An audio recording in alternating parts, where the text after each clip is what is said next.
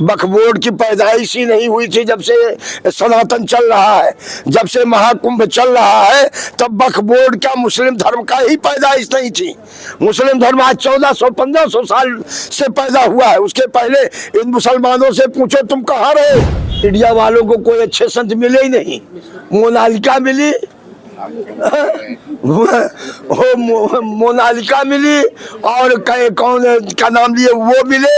इनके पास संतों के पास कोई पत्रकार है नहीं। मैं तो उन्हीं से कहूंगा कि उनको खुद उस पद से इस्तीफा दे करके और साधारण साधु बन करके साधुता का ज्ञान प्राप्त करना चाहिए। वो तो साधारण साधु का भी ज्ञान उनके पास नहीं है। उन्हें अपना एक मठ में उनका जानता हूं, उन्हें अपना मठ चलाने में वो जानते हैं उनके ऊपर क्या बीत रही है। योगी आदित्यनाथ जी के कुशल नेतृत्व में एक पूरा विश्व का परिवार यहाँ आया था और सबने सुखद का अनुभव किया। इससे बड़ा और क्या अनुभव कहा जा सकता है। और फिर स्पष्ट बोलना, सही बोलना, किसी को बर्दाश्त हो जाता हो, इसलिए मैं नहीं। और आप लोग बढ़िया खुल के चंदा दीजिए, साथ दीजिए और सेवा और जुलूस में सबके सब संत भगवान जरूर पधारेंगे। बोलेगा महाराज। पिछले कुंभ कुछ सीमा में रहता रहा, अब की ये कुंभ असीमित हो गया है और इतना बड़ा जन सैलाब मैंने किसी कुंभ में नहीं देखा।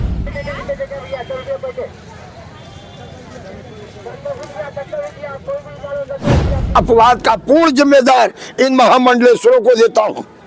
जनता केवल सरकार के बुलाने पर नहीं आई है, जनता संतों के बुलाने पर आई है, जनता महामंडलेश्वरों के बुलाने पर आई है, जनता महामहंतों के बुलाने पर आई है।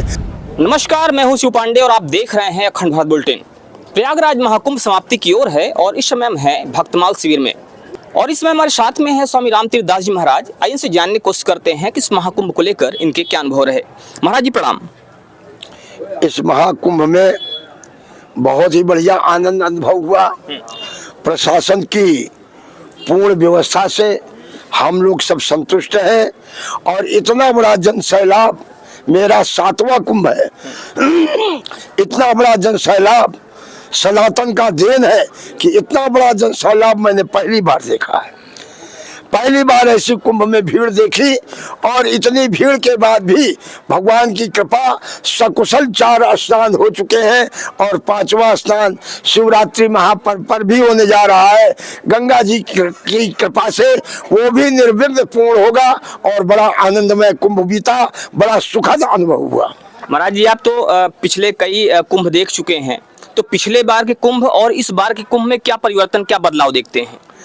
पिछले बार के कुंभ में और अब की कुंभ में इतना ही है कि पिछले कुंभ कुछ सीमा में रहता रहा, अब की ये कुंभ असीमित हो गया है और इतना बड़ा जन सैलाब मैंने किसी कुंभ में नहीं देखा। कोई कुंभ में इतना बड़ा सैलाब नहीं देखा जितना अब की बार सैलाब देखा और प्रशासन की पूर्ण सुविधा का भी अनुभव किया और जन सैलाब को संभालना ये भी बहुत बड़ी बात है। इसका कुशल नेतृत्व श्री योगी आदित्यनाथ जी महाराज जो उत्तर प्रदेश के यशस्वी मुख्यमंत्री हैं, मैं उनको समर्पित करता हूं। महाराज जी, आप योगी आदित्यनाथ जी की बात कर रहे हैं और इस बार के महाकुंभ को लेकर हालांकि उन्होंने काफी कोशिश किया इसको भव्य बनाने की, दिव्य बनाने की, लेकिन इससे कई विवाद भी जुड़े, तो उन विवादों पर आपका क्या कहना है? ऐसा है, विवाद लोगों को अपना घर चलाने में पसीना छूटता है। लोगों के छोटा सा कमरा, 4 कमरे का मकान चलाने में, 3 बच्चे पालने में और पूरा व्यवहार बनाने में उनकी हवा बिगड़ती है। लेकिन योगी आदित्यनाथ जी के कुशल नेतृत्व में एक पूरा विश्व का परिवार यहाँ आया था और सबने सुखद का अनुभव किया। इससे बड़ा और क्या अनुभव कहा जा सकता है। ये योगी आदित्यनाथ जी का कुशल नेतृत्व ही है।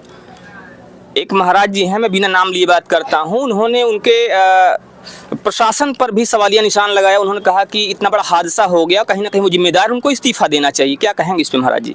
मैं तो उन्हीं से कहूंगा कि उनको खुद उस पद से इस्तीफा दे करके और साधारण साधु बन करके साधुता का ज्ञान प्राप्त करना चाहिए। वो तो साधारण साधु का भी ज्ञान उनके पास नहीं है। उन्हें अपना एक मठ में उनका जानता हूं, उन्हें अपना मठ चलाने में वो जानते हैं उनके ऊपर क्या बीत रही है। इतना बड़ा विशाल जन समुदाय को संभालना कोई साधारण चीज है। अगर किसी को कोई अपवाद दे रहा है तो मैं वो अपवाद का पूर्ण जिम्मेदार इन महामंडलेश्वरों को देता हूं। जनता केवल सरकार के बुलाने पर नहीं आई है, जनता संतों के बुलाने पर आई है, जनता महामंडलेश्वरों के बुलाने पर आई है, जनता महंतों के बुलाने पर आई है। तो महंतों का, मंडलेश्वरों का भी दायित्व था कि जनता को शुभ संदेश देते कि आप संगम की ओर मत जाइए।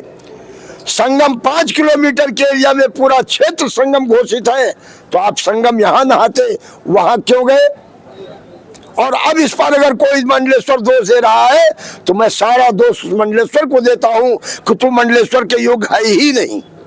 महाराज जी, आपने कहा कि 5 किलोमीटर दायरे में संगम फैला हुआ है और इस क्षेत्र को लेकर भी एक विवाद छिड़ा था जिसमें कहा गया था कि ये जो जमीन है वक्फ बोर्ड की है। क्या कहना है इस पर आपका?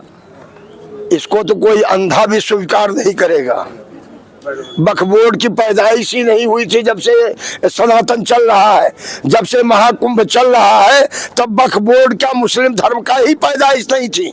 मुस्लिम धर्म आज 1400-1500 साल से पैदा हुआ है। उसके पहले इन मुसलमानों से पूछो तुम कहाँ रहे, उसके पहले भी ये कुंभ चलता रहा, उसके पहले भी यहाँ सनातन का झंडा जगलता रहा।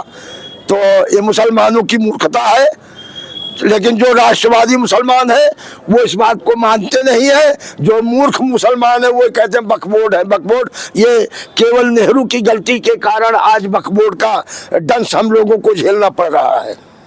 महाराज जी, देखा जाता है और कहा भी जाता है कि महाकुंभ साधु महात्माओं का पर्व है, साधु संतों का पर्व है, लेकिन इस बार पूरे महाकुंभ में कुछ चेहरे अगर ये कहा जाए कि कुछ चेहरों के इर्द गिर्द पूरा महाकुंभ घूमता रहा। एक IITN बाबा थे और एक मोनालिसा करके थी, ऐसे ही एक चेहरा और था। तो इस पर क्या कहेंगे, चूंकि पूरी मीडिया भी इन्हीं के इर्द गिर्द घूमती रही? ये सारा दोष मीडिया का है। मीडिया वालों को कोई अच्छे संत मिले ही नहीं। मोनालिका मिली, मोनालिका मिली और कौन का नाम लिए वो मिले। इनके पास संतों के पास कोई पत्रकार आया नहीं। इन पूरे कुंभ में ये 2-4 नए चेहरे मिले पत्रकार, उन्हीं को हाईलाइट किया। मैंने अभी भी कहा कि पत्रकार जिसको चाहे भगवान बना दे और जिसको चाहे उसको गर्द में मिला दे। इसका दोष पत्रकारों का है, इसमें किसी दूसरे का नहीं। तो सारा दोष पत्रकारों का है। पत्रकार ही वो लोग हैं जिन्होंने मोनालिसा को हाईलाइट किया था और पत्रकार ही वो हैं जिन्होंने IITN बाबा को हाईलाइट किया था। महाराज जी, चूंकि महाकुंभ समाप्ति की ओर है, क्या कहना चाहेंगे उन लोगों से जो या तो भी नहाए नहीं है, आने वाले हैं, या तो अभी तक आ नहीं पाए हैं? मैं उनके भी जीवन की मंगल कामना करता हूँ। जो नहा लिए तो नहा लिए, जो नहीं आ पाए हैं मैं उनके लिए गंगा जी से प्रार्थना कर रहा हूँ, भगवान उनका भी मंगलमय हो। गंगा जी उनके ऊपर भी अपना कृपा करे, क्योंकि 100 योजन से गंगा गंगा जो नर गावत है मुखसो, मैया गावत है मुखसो, दूर देशवासी भी तुरंत तरत सुखसो। जो भारत के बाहर है, जो गंगा का स्मरण करते हैं, जो गंगा का चिंतन करते हैं, गंगा जी उनको वही फल देती हैं जो यहाँ प्रयागराज में गंगा की रेती में आकर के नहा रहे हैं। वही फल उनको मिलेगा और वही फल वो दूर देश में रहने वालों को भी मिलेगा। गंगा का ध्यान करने से, गंगा का स्मरण करने से, गंगा त्रिपथगामिनी है।